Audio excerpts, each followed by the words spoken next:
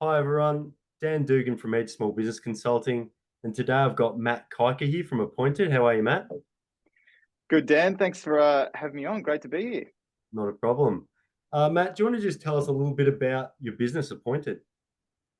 Yeah, sure. So, Appointed is a strategic business and tech company that focuses on strategy and growth, digital transformation, and talent. So, talent building, hiring, that sort of thing. So, we help startups, scale ups, established businesses, build their teams, drive innovation, and offer those digital solutions. Fantastic. And who better to speak AI with than a digital transformation expert, hey? So, Matt, I've got three quick questions for you just around AI and its impact on small business, if that's okay. Absolutely. Excellent. So we'll get straight in. So, in your opinion, Matt, in terms of how do you think AI will impact small business moving forward into the future? Yeah, so look, good question. There are a few ways you could look at this. You can have long-term view or a short-term view of the impact. So whichever way you sort of look at it, I think it'll benefit everyone.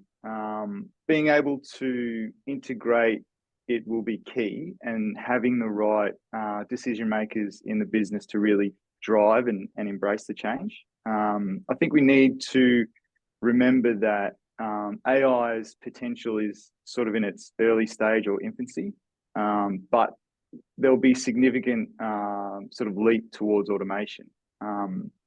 However, when it comes to work in general, AI is it's a tool in a toolbox, essentially, and eventually it'll have a huge impact on business productivity, to become like more efficient, cost effective, by integrating AI with a number of their existing applications, bringing in the right people, building the teams, etc.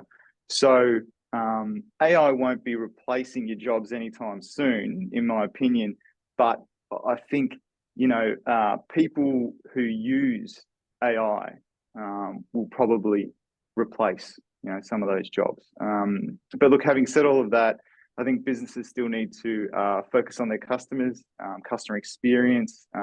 What amazing benefits they can give them through utilizing AI and technology, as well as to continue to work on the basics like having the right data to solve real problems. That's all data driven. That's still very important.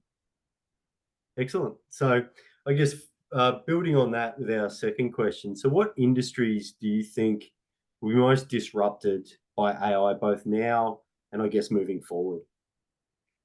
Yeah. So I think over the past sort of 10 to 15 years, technology and computing advancements haven't always shown clear sort of financial gains. Businesses have been pretty busy though building strong foundations for future success. So this groundwork includes migrating infrastructure to the cloud and adopting SaaS solutions, so software as a service.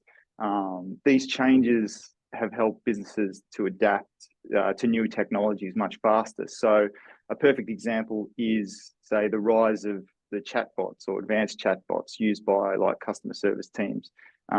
So, however, businesses that haven't sort of modernized will risk being disrupted or and left behind. So I think one thing to consider first and keep in mind is the industry of AI, because a lot of it's still up in the air and untapped. So we're not exactly sure where it's going to land. So let's just be aware of this environment and how easy or not it is for startups or even established businesses to create and build new services that requires tools, because AI essentially just transforms everything.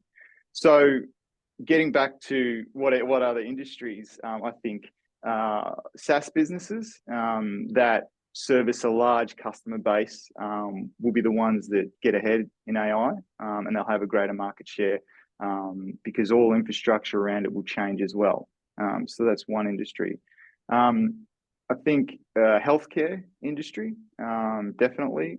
For example, with a growing number of sort of nursing shortages and rising healthcare costs, there's been from what I can see and talking to people, there's been more research and tools to help create digital nurse assistants. So these are like AI-powered applications aimed to guide patients through self-care and even offer basic counselling and support. However, though, there would still be like a human involved interpreting sort of complex situations and things like that. And I think the other sector is definitely education.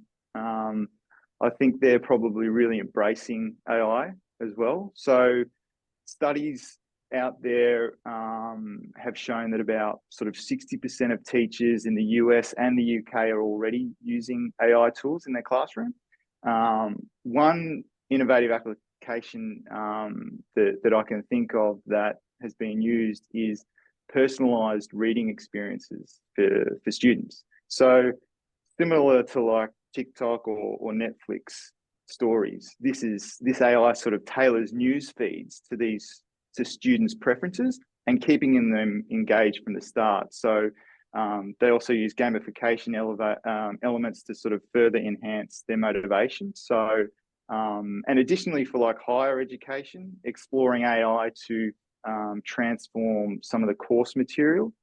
So it allows for more sort of customized learning experience with students receiving, personalized answers to their questions and things like that. So that's the industry that I can certainly see being disrupted.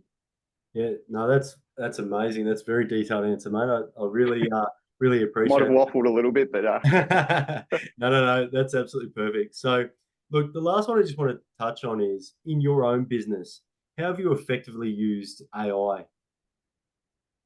yeah. So we've used it in a few different ways. So smarter sales and marketing. So helping analyze data trends to target the right audience. The other thing is customer service and operations. So whether it's like chatbots or scheduling appointments, generating reports, etc. And thirdly is more data-driven decisions. So analyzing large amounts of data to help identify trends and kind of predict future outcomes. Obviously this frees up a lot of time, reduces the costs to help us sort of focus on more strategic initiatives. So yeah. No, that's really insightful. And I think, just to wrap it up, I think I really liked your point about customer service because at the end of the day, that's what customers are still after. And using AI as a tool as opposed to a replacement to enhance what you can offer these customers, I think that's the most powerful thing that we can do. So thank you so much for your time, Matt. And I'll leave everyone with that and hope everyone has a good day. Thank you very much. Thanks, Dan.